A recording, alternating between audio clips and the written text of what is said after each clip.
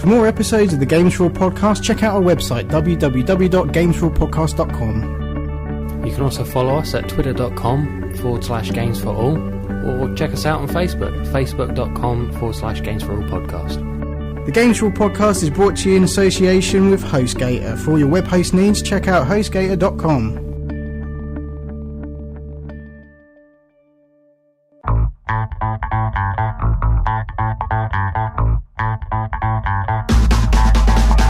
Hello and welcome to the Games4all podcast, episode 98. I'm your host Dan Young, and with me as always are my good friends James Craigie and Michelle Barry. Okay, now welcome to the show. Episode 98, like I just mentioned. We've only got 2 more shows to go after this one. That's scary. Scary as shit. Because obviously, for those who don't know, we're ending at 100 episodes. Due to kind of a number of things. We've spoken about it on the show. We don't need to go into great detail about it. But so next week's going to be episode 99, and it's going to be kind of the last proper episode, because our episode 100 is going to be a little bit different, and we're not even sure when that episode is going to get recorded yet, so there could be a decent gap between episode 99 and 100, but hopefully by next week we will be able to tell you roughly when that's going to go up. So we may have a few weeks out between 99 and 100, but episode 100 will be, I'm going to say it'll be up by the end of the month, and that'll be us done, kind of, ish. That'll be a lot. That'll be a lot. Indeed. So we're going to do something a little bit different with what we've been playing this week. We talk a lot about specific games on the show, like Mass Effect 3s and things like that, and Final Fantasy and that kind of stuff. It's no big secret that one of my favourite franchises, to put it that way, of this generation has been Gears of War. Yep. And I think that may have come up. Yes, it's been. We mentioned Gears a few times on the show, and you know, well, you can't kind of deny that it's not been a major influence on every other game that has come out this generation. To be fair, yeah, you know, every game now has like that cover system and chest high walls and you know, that kind of stuff. A varying and, palette of browns. Yeah, exactly. So it's definitely influenced it. You know, as far as gameplay elements and aesthetics go and things like that. But what I mean, because you've literally this past weekend, you two have both just finished Gears 3. Yep.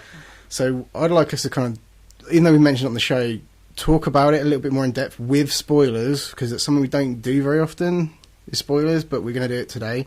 Because, you know, the game's been out since September last year. Most of the people who would have played it by now have played it. Yeah, so... And if you are playing at the moment, you might want to...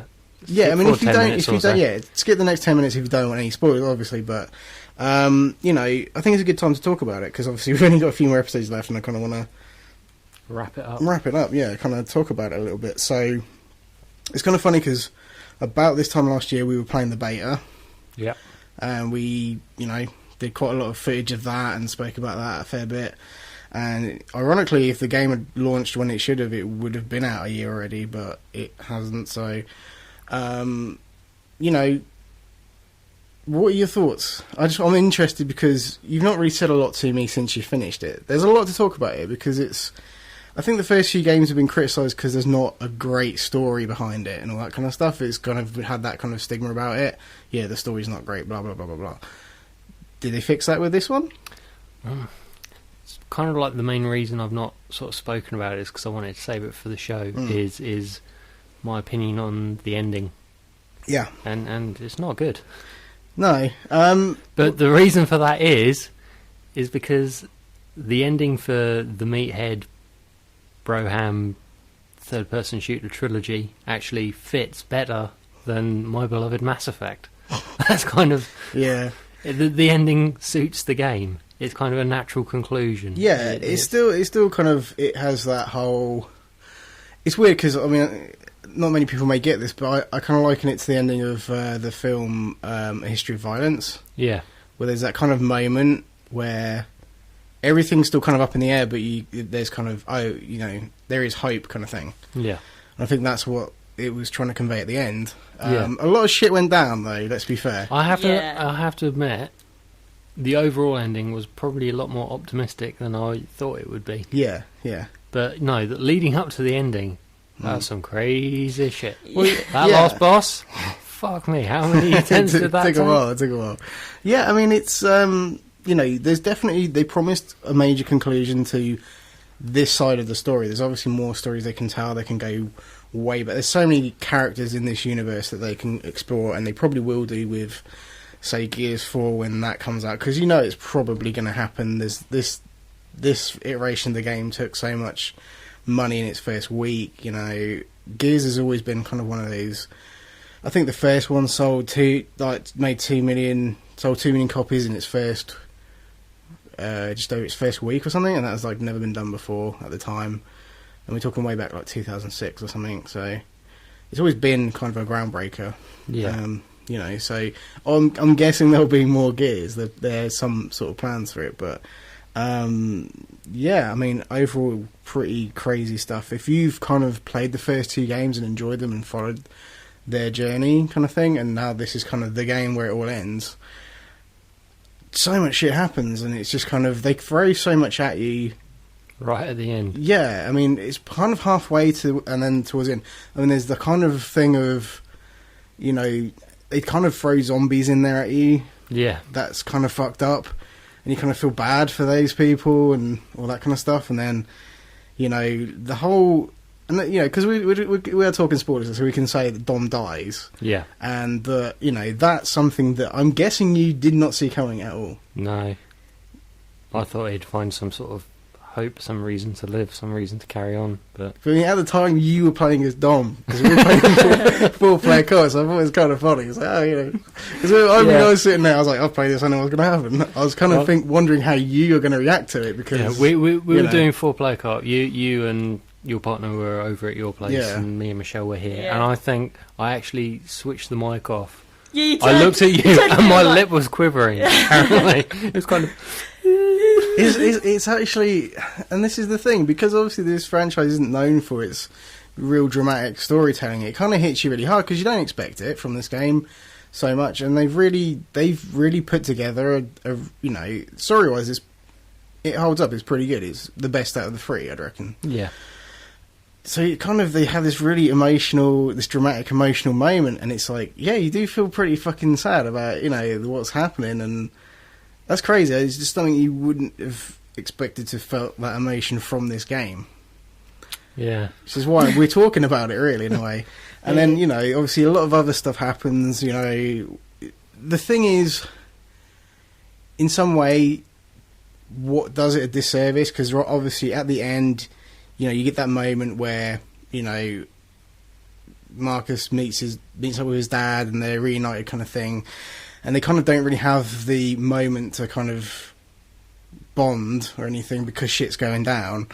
And obviously at the end, he loses his father, but it kind of feels secondary to the Dom thing, because that was such a big thing and a big emotional moment. It kind of feels like, yeah, okay, whatever. We haven't spent so much time with Adam Phoenix. We don't really know him so well. It's not as emotional. It felt a little bit weird that they had things that way around. The fact that I think, the whole father relationship is very, very subtle, because he's kind of like introduced as, he's still alive right at the beginning of the 3rd game. You don't meet him until the end of the game. It's very underplayed. It's kind of something that happens second Gears onwards, I think. Yeah, sort of. But he has had a presence in the game. Yeah. And it's kind of alluded to in the first game. Something went wrong, and in the second game I was kind of revealed what it was and who it's about and why things happened. And he has had a presence, so if you play through the early games, you do know the significance of it. Yeah, of course. But I feel like that moment could have been a bit more could have hit you heavier if if they kind of killed Dom off at the end. Yeah. And had Adam Phoenix die right in the middle, kind of where Dom bites the dust, kind of thing. Yeah, had it that way around, it would have worked better. Yeah. But that's just my opinion on that. I don't know. But as someone who's not played the previous games, Michelle, how did you feel about the whole father thing? I actually wasn't expecting him to die at the end, to be... Yeah, you kind of figured, fuck me, a lot of people have died in this already, so... I don't know why, but I mean, out of everything that happened, I was thinking Marcus is going to die at the end. Yeah. That's what I thought. Well, when you think, I mean, I think that's what everyone... Well, I think some people may be expecting that because they've made such an emphasis on this wraps up the whole Marcus Phoenix side of the story. Yeah. You thought, he could die at the end, but you think, well... In retrospect, you think, Dom, fair enough, it makes some kind of sense, but initially going into it, you wouldn't have expected him, I guess. But I mean, soon as when the father did die, and at the end, obviously, that's the scene of Marcus just sitting, down by the sea, and For me, the defining moment is when you knew Marcus's stories was all wrapped up, and you know what I'm going to say. Yeah, I do actually. Is when he took off the bandana. Yeah. You knew, yep, it's over. Yeah, we're done here. But no, I mean, I expected there to be more at the end. I kind of expected something to maybe happen, but it kind of ended. It was like, oh, okay, yeah, fair because enough. I was kind of like, oh, he's sitting down. Fair enough. Yeah, Finished. it wasn't. Maybe like some of the emotion and some of the kind of dramatic beats they were going for didn't quite hit the way they wanted them to. But I think overall, I mean, I'm going to talk a bit about other things in a sec, but like as far as the story goes, definitely the best. They handled it really well. It worked. Normally Better you get these last bosses you get to, and there's the whole long conversations before the whole battle ended. Exposition. I just like the fact that Marcus went, "Fuck it, I'll just knife you." Then that was. There's a few really good moments in the game where you just think, "Fuck yeah," you know what I mean? And like there are quite a few early on, but like that's right at the end. That's definitely one of them. And I think I've talked about overall as a package. I'll talk about that in a minute. But like the game, like as far as the story goes, it's something that they've been criticised for so much, and I think they kind of thought, well, it's our last chance to tell a story and get it right, and I think they've done a really decent effort. There are areas where they could have worked on a bit better and fleshed things out a bit more, but I think overall they've done really, really good with it, and you would not expect in the kind of emotional. No. Yeah, exactly. So, yeah.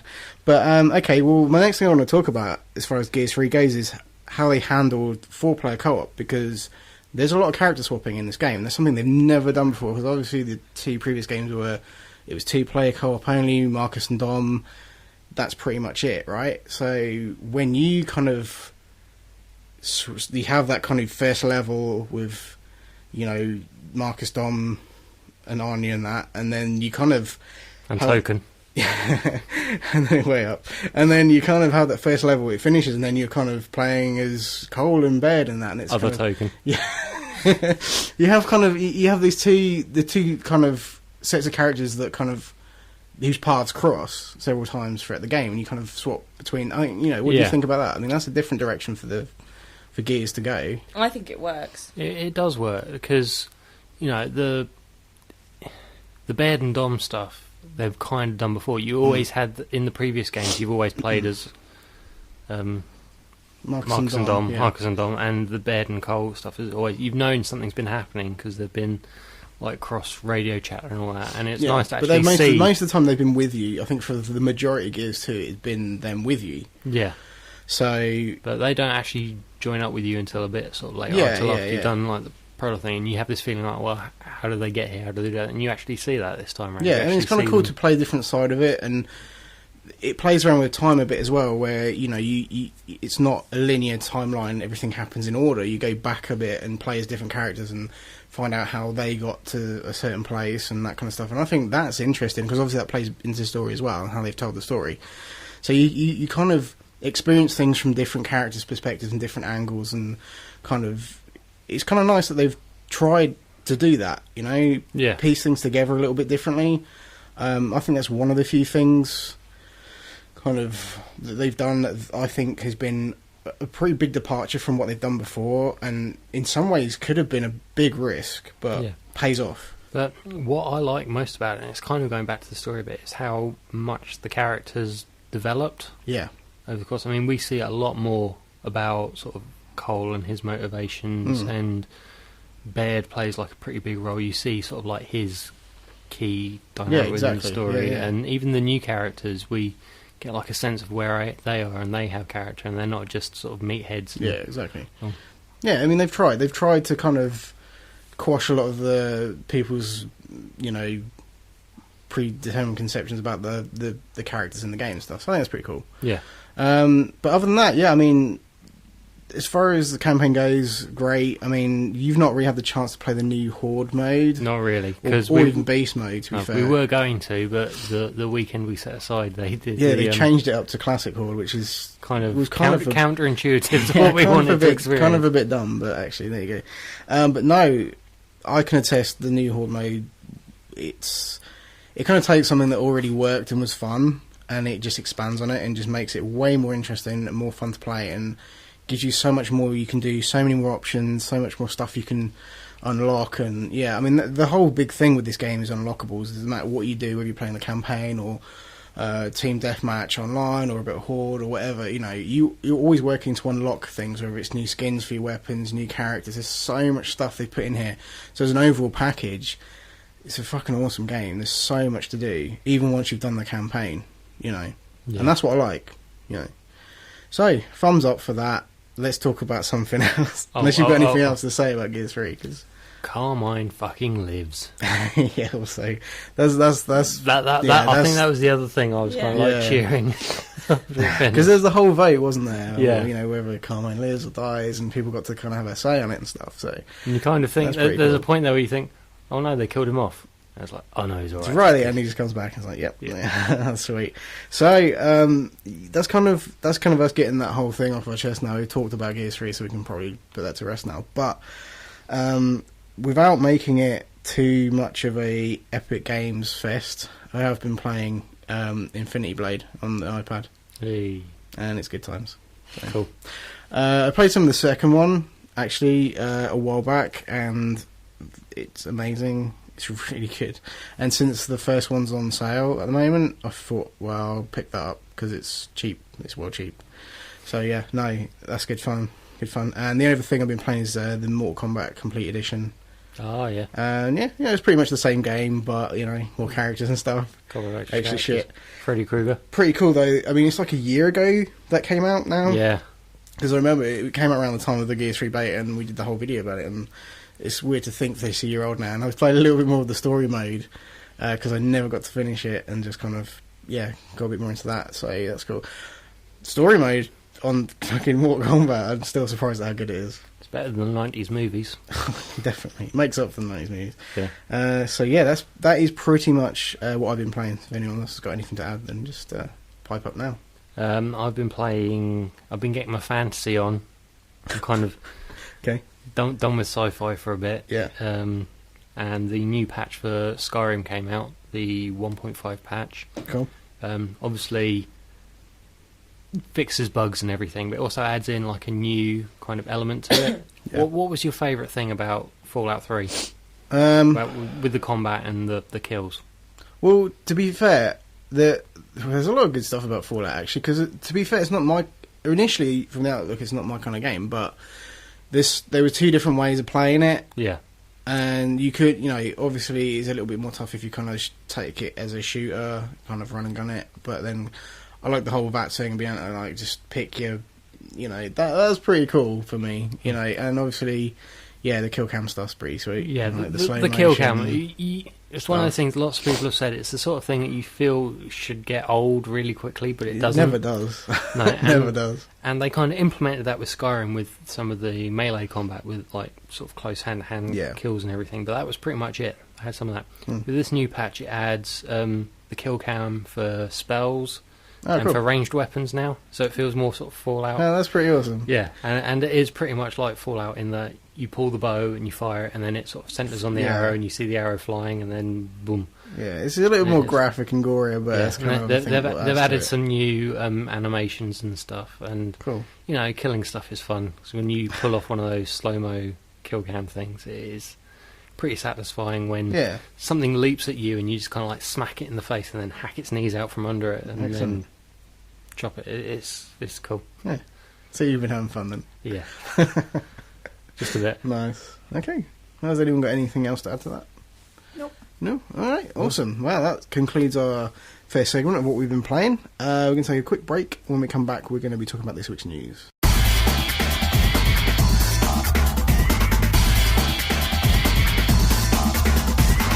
Welcome back to part 2 of the Games4all podcast. You've listened for 98 episodes. You know the drill by now. Michelle, news me.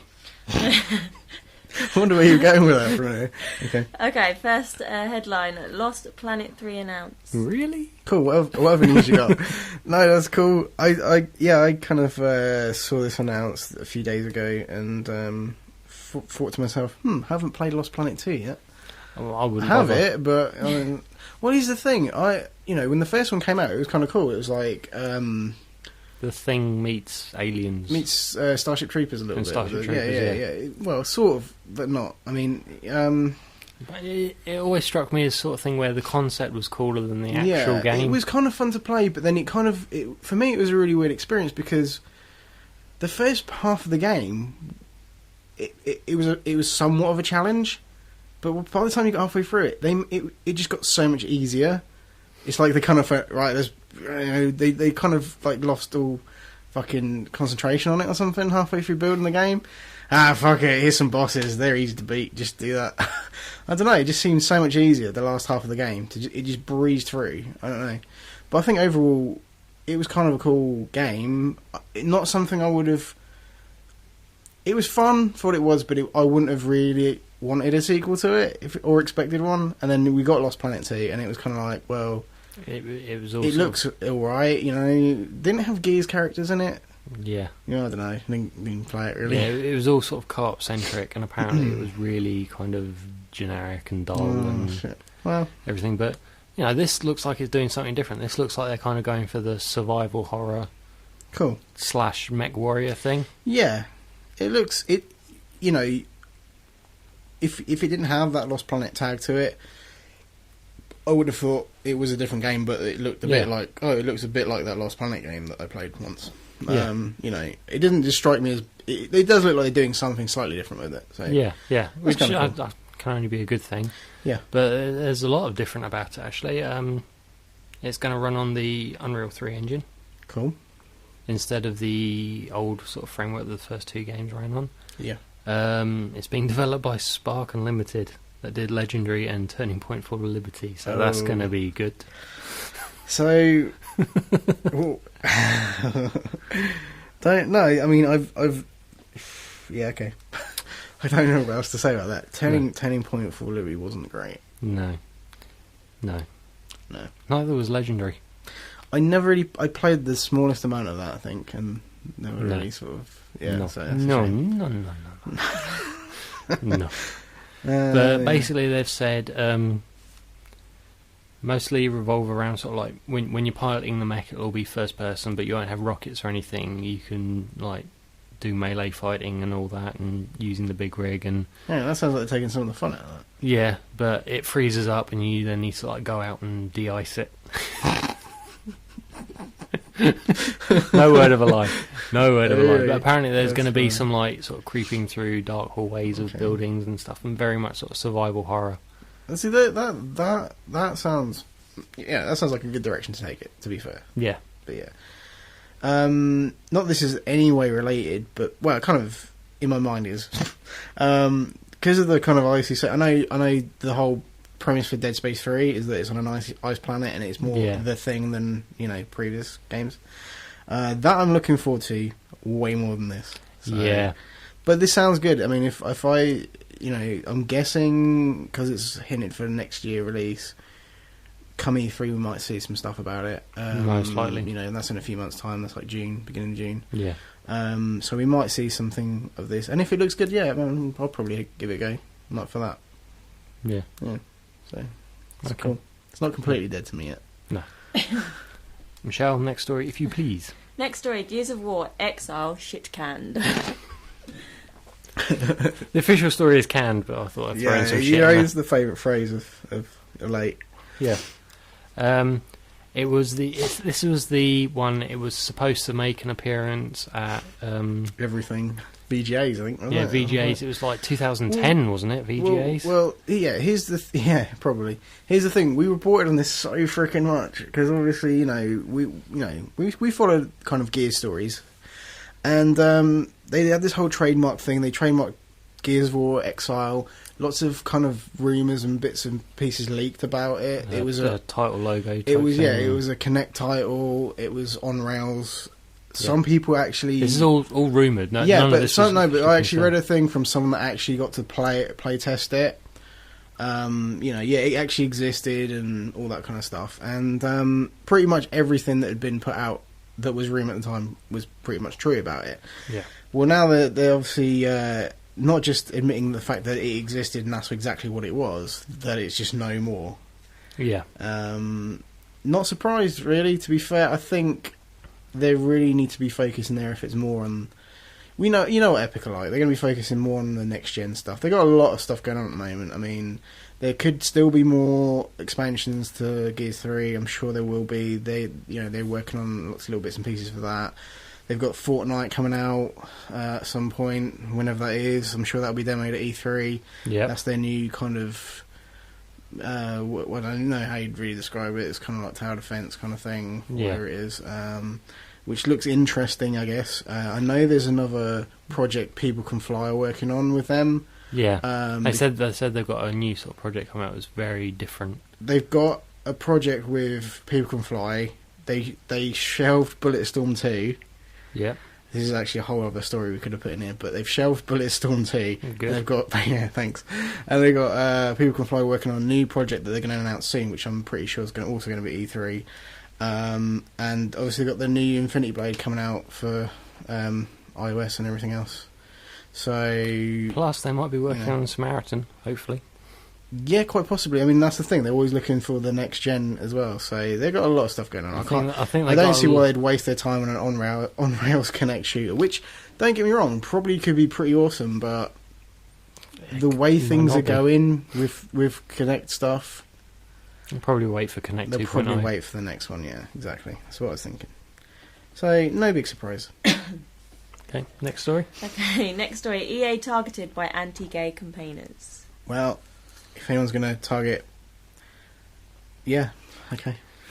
Well, no, I just thought it was interesting. There's this big thing of...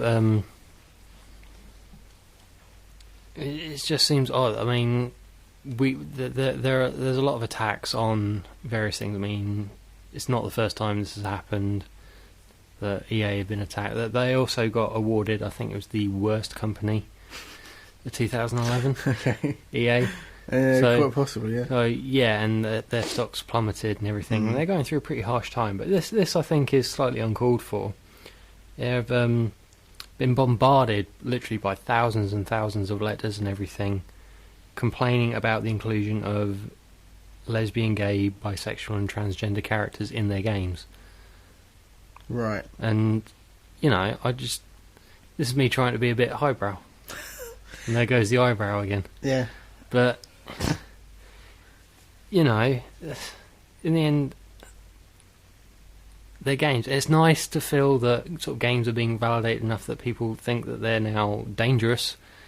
And that well, not so much dangerous, because violence in video games has been like an issue for ages and ages and ages. Yeah, this sort of thing is worthy of kind of campaigning against. It's like, oh no, you can't have gays in computer games. There's all kind of the extremists are saying that you need to put gays in games.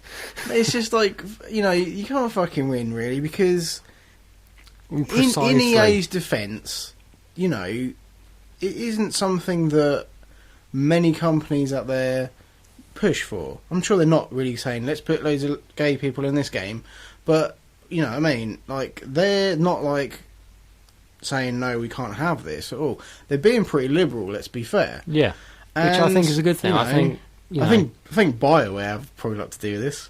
Yeah. But, like... You can't win, because you kind of say, right, let's be liberal. Let's say if you want to put a gay character in your game, fine by us. If you want to, and now you get this. Let's be fair. EA are guilty of a lot of shit, but they don't, like you say, they don't deserve this. So No. It is quite unfair. Yeah, but I think, like you said, BioWare is the main culprit. I mean, Yeah. A lot of the letters came from Florida, which is kind of the big sort of political Republican. Well, there you kind go. of thing, very sort of what we'd call conservative, very. The argument anti-gay is that these games are being in your kids' hands and blah blah blah, and they're being exposed to blah blah blah. That's bullshit.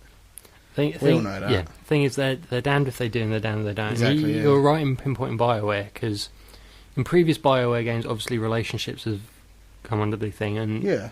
the first Mass Effect got a lot of flack from Fox News. Yeah, for absolutely fucking no reason at all. That's the funny thing. About it. Maybe a flash of side boob. It wasn't even that. No. Really. It's kind of funny, really, because like when you heard about it, it's like, oh wow, really? They've done that. Okay, Yeah. fair enough. Yeah. And then you actually see it, like, oh, okay, that's what you're worried about. Ah, fuck off. I've seen worse. It does make you laugh, but Hot coffee, anyone? yeah, I mean, well, that's the thing. I mean, you know, take fucking GTA for example. You know, there's all kinds of characters in that, and yet no one's too bothered about that. Do you know what I mean? No, because you know, killing off hookers to get your money back, that's perfectly fine. But developing a solid relationship with a character over the course of a whole game, that's just morally wrong. Indeed, there you go. But BioWare held off on this because, like, the first two games, there were no real sort of gay. Well, the second one, there kind of was a bit of sort of bisexual relationships and everything. But overall, if you were a man, if you're a male, you stuck to the ladies in the previous BioWare games, and they kind of opened that up in the third one. You said that, it's kind of funny. The ladies. But no, so they had a lot of campaigning for gay sort of love interest and everything in the third game, and you know, they put that in there, and as soon as they do that, boom, they get slammed for it. Yeah, I mean, it's the thing from someone else. So you know, one of these things. Well, you know what? It's not very often I'm going to say this, but EA, you have our support on this. Yeah, on this, not much else, just this. But this is all. You know, having said that, I my estimation of BioWare has gone up slightly, and I am slightly more willing to accept things now that they've announced the Mass Effect 3 Extended Cut DLC. That's coming out in the summer, which will fix the ending for free. Yeah, So EA, you're getting there. You're still evil bastards. Slow but surely. But you're getting better. Okay. Wow. Speaking of evil bastards. No, go on. Okay, next story. Sony follows lost trend. Yes, following reports of Nintendo losing profit, and Sega, obviously, we reported last week. With their 4 franchises. Yeah. I still laugh about it, even because I just think it's mental. Yeah, so Sony's warned their investors about the biggest loss to date of $6.4 billion. So that's being hit pretty hard. Yeah, and it's their 4th consecutive year without any profits. See, this is... I kind of always... Anytime there's a story about Sony losing out money, I always think to the fact that how successful the PS2 was, how much money that made, how long that lasted, how even to the kind of few beginning years of this generation, they were still putting out PS2 versions of some of the games, right? Money, right? It was almost like Nintendo made it. It made so much money. They were bathing in it. They were lighting their cigars with it. Yeah, they should have kept some of that shit, because... They were diving into that shit like Scrooge McDuck. I need to bring up. But, like, as soon as the PS3 came out, they took so much of a hit that all the money they made with the PS2, they lost straight away. And this just reminds me of that, because, you know, ever since then they've kind of been hemorrhaging money. Yeah. But as soon as they start making profit on the PS3, they start losing money everywhere else. Exactly, yeah. They Like, can't win. No, so they're blaming sort of tax credit issues in the US, and this is a big thing. It's like the thing, sort of tax credit is kind of like one of the big sort of causes of losing money, because that's what Game, our illustrious high street retailer, suffered from, and also kind of the declined demand in their TVs. Samsung for life. I promised I would never do that again. That was the only time I would ever do it. Oh god, I'm more of an LG man, but okay. What seriously are we doing this? Okay. It sucks, because I mean, obviously Sony have had a real hard time, especially quite lately, with the whole thing with the PS3, and you know, they're on PlayStation Network not being very secure, and the issues they had, you know, last year, all that kind of stuff, and it just don't get much better. I don't know how the Vita. Sorry for them. I don't know how the Vita's doing, but I don't think it's doing as well as they'd hoped. No, it's not. It's just, it is an endless cycle of kind of, underperforming for them, unfortunately. Like I said, you almost feel sorry for them. Almost. Not quite. No, I mean, not to be a Sony hater at all, because, I do like the PlayStation. Just don't own one. No.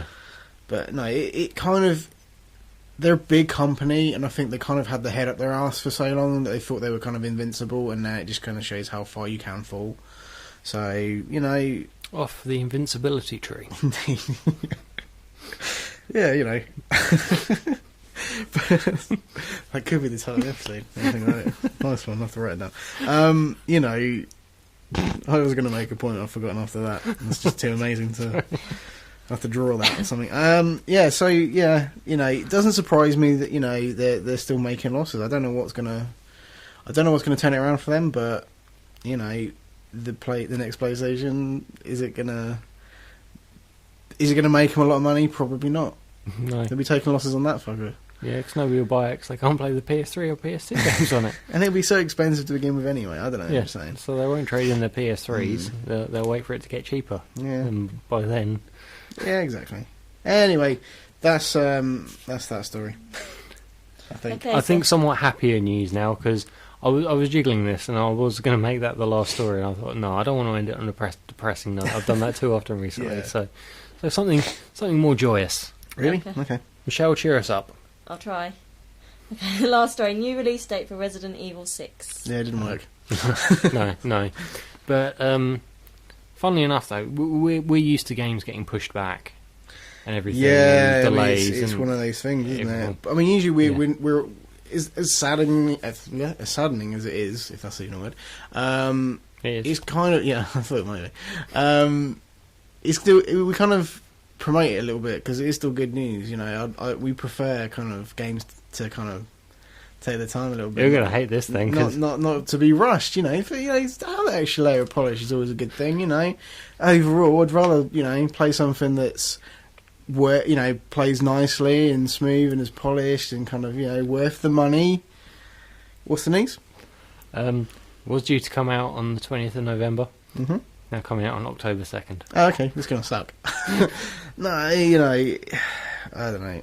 There's been like loads of new details and everything, and I've tried to sort of be enthused about it. I'm happy. I do know it's going to do well, but having said that, I don't like zombie games. They scare me. It's like I saw some screenshots. It looks all right. It looks graphics wise. It looks adequate. It looks probably a little bit nicer than Resident Evil 5, which was a decent looking game. But Decent looking game. it's kind of funny. Even though I don't know if you want to consider Operation Raccoon City an actual Resident Evil game, but we're getting 2 Resident Evil games this year. Yeah. That seems a bit Not strange. to mention the 3DS game. Everything. Revelations. Revelations, yeah. Yeah, true. So yeah, I think this is more of a thing to kind of maybe they're kind of pushing for an October release to kind of have it out for Halloween. I don't know. I don't think so. I would have thought that makes more sense. Maybe they're just kind of like really further forward with their kind of development on it than they imagined they would be, and yeah, I don't know. It's not really a story, is it? No, but they said they have no plans for a Wii U release. Oh dear. We were talking about sort of the Wii U not being as powerful and not being as developers not being that impressed by Apparently it's going to be really expensive as well because it's got quite a lot of money's worth of stuff built into it. Yeah, it's like a $300 price tag. I heard. It's got over $180 worth of bits in it. Apparently, this is what I've heard. I mean, this could be complete bullshit, but so they're kind of not going to make a ton of money off of each unit sold. No. Yeah. Well, I was looking for a happy story, but we managed to. We fucked that up. Yeah. Well, if some people are excited for Resident Evil 6. I'm kind of a little bit. I think you were let down by 5, weren't you? A little bit, yeah. It was kind of all right, but it was just all right. I kind of expected a bit more out of it, and maybe this is gonna. I mean, with Operation Raccoon City coming out, and it's not that great. So here, I've not played it or anything. I imagine feel like I can't be arsed with this now. But it being a main number title, I have a feeling that you'll probably give it a go. I'll give it a go, but I don't expect to like it. No. That's the thing. No. I have very low expectations for this. And let's be honest, about 2 weeks after this comes out, not even that. Yeah, no, almost 2 weeks after this comes out, fucking Bioshock Infinite comes out. Yeah. What am I going to be playing? Yeah. There you go. So yeah, I'm not that excited about it. I'll be playing Bioshock. I mean, I probably will give it a go. I'll be surprised if I'm, To be honest, I'm probably into it. more excited about Dragon's Dogma, which will be giving away the free beta. Yeah. Well, maybe we'll play the beta and see how it goes, don't we? Yeah. Okay. Well, that's pretty much the news, right? Yeah, Yes. that is it. So join us in part 3, where I will be talking about this week's release, and Michelle will be going through the UK sales chart. Yes.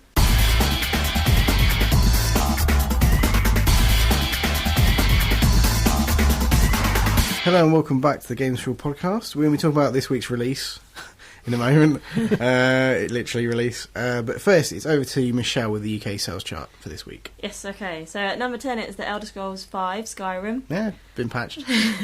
At number 9 it's Battlefield 3. Yeah, it's still popular. I'm not going to comment on every At number 8 it's Mario and Sonic at the London 2012 Olympic Games. At number 7 it's SSX. At number 6 it's Call of Duty Modern Warfare 3. At number 5 it's Tiger Woods PGA Tour 13. At number 4 it's FIFA 12. At number 3 it's Mass Effect 3. At number 2 it's FIFA Street. And at number 1 it's Connect Star Wars. What the fuck, people? Yeah, Seriously. What the fuck, man? What the hell? I despair of the human race. Yeah, but can I ask, what would you prefer to have at number 1? Connect Star Wars or Zumba? Zumba. Really? Always Zumba. Really? Compared to Connect I Star don't Wars, know, always Zumba. Is there a lesser of the two evils? I'm not sure. No. But I have to admit, I was intrigued by your sort of inside view of Connect Star Wars, so I had to look up that video of the Han Solo thing. God. And The Michelle watched dance it just mode before. is what you're talking about. Yeah, dance yeah, off, the mate. dance off, Yeah. and like I said, it is the sort of thing that once it's seen, it cannot be unseen. Yeah, exactly. If Star Wars wasn't ruined for me before, it fucking Yeah. is now. It's exactly what I was thinking. Empire Strikes Back was my favourite film, man. My favourite film. That carbonite chamber, soiled. I think that's how a lot of people feel about it, let's be honest. I mean, yeah, I'm shocked this is number 1. I think, because even the average gamer, kind of, we saw footage of this a while back, we saw it at E3 and that kind of stuff, and we kind of knew it was going to be shit, because it just looked shit. We didn't think it'd get to number 1. Like, surely people have seen this and gone, it's not that good, really. Or, don't people read reviews before buying things? I mean, these are all impulse buyers that just go out and go, well, it's Connect, it's Star Wars, it's Connect, it's two things I like. Must be good. It's the kids, man. Yeah. It's all to do with the kids. Yeah. And you know what? You know how they used to put like sweets and stuff on the checkouts in supermarkets so that kids would convince their parents to buy it? Yeah? Yeah. Now, with games, what they've done is they're not allowed to do that anymore, but they can put stuff right at the front of the store, so it's the first thing you see when you come in. Yeah, true. And that's exactly what's happened with like supermarkets and stuff here in the UK. Yeah. It is there, it is in your face. I walked into a leading supermarket when this first came out, and I must have seen about 2 or 3 mums and dads with their kids huddled around this thing picking up copies, and these kids were probably 6, 7, not old enough to part appreciate of you what... want to go up there and go, don't do it. Part of me just wanted to go up there and slap him around the head and say, no! And you really just fucking hit me. Yeah. It probably would have been quite amusing, actually. It is kind of sad. Jar Jar Binks is the worst thing to happen to cinema since Batman and Robin. Yeah. Also bad. I don't know. I don't really know what to say about it. I'm pretty shocked that it's a number 1. It just goes to show people. I mean, they've fucking planned this pretty well, because it came out right when the kind of fucking Easter holiday started, and kids are off school, they're going to be bored. Connect Star Wars, a good time to release it. It makes sense, right? Yeah, they've targeted their audience pretty well, and it's obviously paid off. So, kudos to you, motherfuckers. Whatever. If you consider yourself a genuine hardcore gamer and you went out and bought this, I would not piss on you if you were on fire. If you bought this for your kids, ha ha ha, joke's on you, you've got to live with it. Okay. Fine. Shall I talk about this week's release? Let's do that, yeah. I've actually realised as I've looked at this, there's kind of two releases, because there's a international release on the 17th. Oh, That's coming out. It'll come out before, but I'll talk about that in a minute. Yeah, I think I know what it is. Because this week we have Pandora's Tower on the Wii, Right. which is sort of an action RPG type, Zelda-y type, JRPG looking type thing. There's a lot of that coming out on the Wii, I know. isn't there? Oh yeah, we've had Kind of all there is coming out on the Wii now. yeah, but I looked at it and for a Wii game, it's another one of these ones which looks kind of good. It's Okay. sort of at the end of its lifespan. That's when all the best games, best looking games come out, really. Yeah, I suppose. And it looks, Ooh. No, it looks possible. I probably won't pick it up because, I've From kind the of, as you can hear from my stomach, I've had my fill of Japanese role-playing games. Oh, I'm awful. Okay. Okay, off the rails or what? Okay, anyway. Yeah, but no, I've got too many Wii games to play as it is, so I probably won't be picking this up. Fair but dues. I may do if I see it in the bargain bin or whatever, Or in the bin. Or in the bin. Right next to Connect Star Wars in a few weeks, probably. Yeah. Yeah, and discarded kebab. Oh. I'd maybe consider brushing off the kebab to All right. pick up the game. I don't know where that's. I don't know where that came from either. I just had a kebab. I shouldn't be craving one already. It's obviously quite late. Yeah. So, what was the other release? Sorry? The other release on the 17th. This is for Xbox 360 exclusive. The Witcher 2 Assassins of Kings Enhanced Edition. Yeah. It's also coming out on the PC as a free patch. This is the cool thing. This company, CD Projekt Red, they're a small Polish company. They get the license to like a series of Polish novels and like Polish TV series, whatever, and make a game out of it. It's their first game. It's a massive hit. They use I think it was BioWare's Aurora engine or Euphoria engine or one of them, and did it. And with this one, they've now made enough money to make this game, and it is amazing. And what's quite rare is it's been out for a year on PC already. It's had loads of patches, loads of updates, loads of DLC. All of it's been free. Cool. Can't knock free. No, Pretty no. good. And everything that they've had there is included on this disc. All the DLC that over the past year it's included as this, plus a little bit extra. Now, if you bought the game originally on PC, you get the patch with all the content for free. So, Awesome. if you already got the game, you already have it. Sweet. It's the sort of thing that appeals to me. It has that. Do you know what it reminds me of? No. Tell me. It's kind of Game of Thronesy. It's that sort of dark, gritty fantasy. Okay, we're getting that though. Yeah, we are getting But that. it looks pretty bad. But yeah, this looks kind of more my thing. Okay, cool. This looks it'll be good, and from all accounts, I mean, it got like near perfect scores when it came out on PC. It was like PC's Game of the Year last year. It got so many awards and so many high scores, and it's really, really highly rated. Cool. Because it doesn't hold your hand. It's quite uncompromising. They've done a lot of extra stuff. They've added to it, and so I'll be talking about that next week. Hopefully, I'll have a chance because I'll be getting it a day before we record. Even. All right, so, awesome. Okay, cool. And I've got the whole day to play it. So, Sweet. Yeah. Sweet. All right then. I'll talk more about that next week. Look forward to that. Okay, well that's pretty much the show. Wow, looking forward to editing this one. That's all good. If you want to check out more of our shows, because why wouldn't you after listening to this?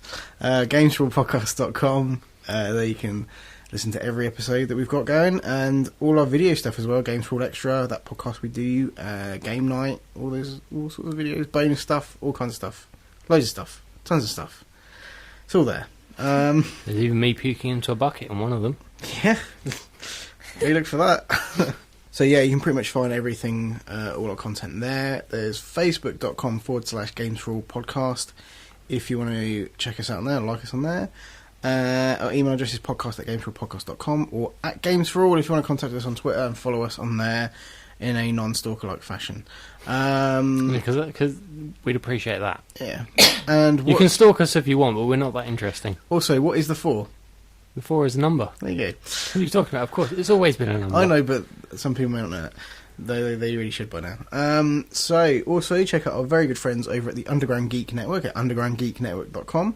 Every 2 weeks they do a podcast very similar to our own, except they talk about more geekier stuff than we do. But they do cover video games, comic books, anime, manga, that kind of stuff. And yeah, they haven't put out a show this weekend because of the holidays, but I think they'll probably be doing one soon. So check them out, undergroundgeeknetwork.com. And at UGeek Network. Sorry, at UGeek Network is their Twitter. The U is a letter. There you go. So I think that covers pretty much everything.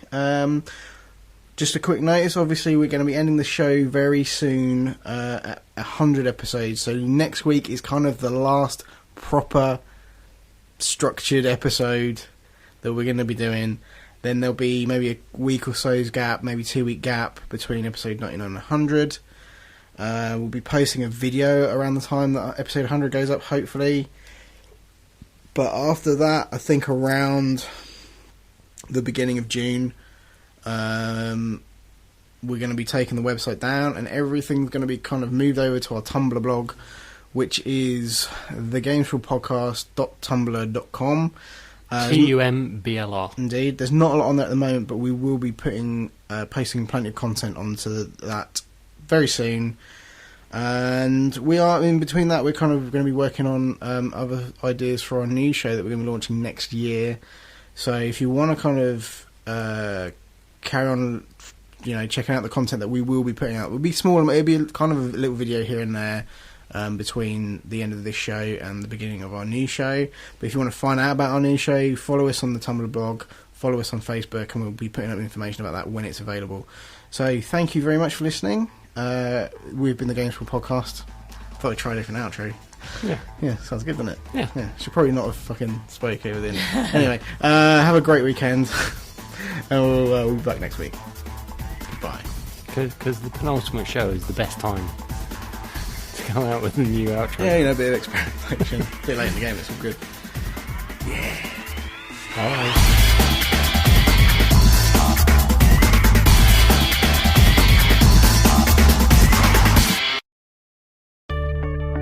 For more episodes of the Games4all podcast, check out our website, www.games4all.podcast.com. You can also follow us at twitter.com/Games4all, or check us out on Facebook, facebook.com/Games4all podcast. The Games4all podcast is brought to you in association with HostGator. For all your web host needs, check out hostgator.com.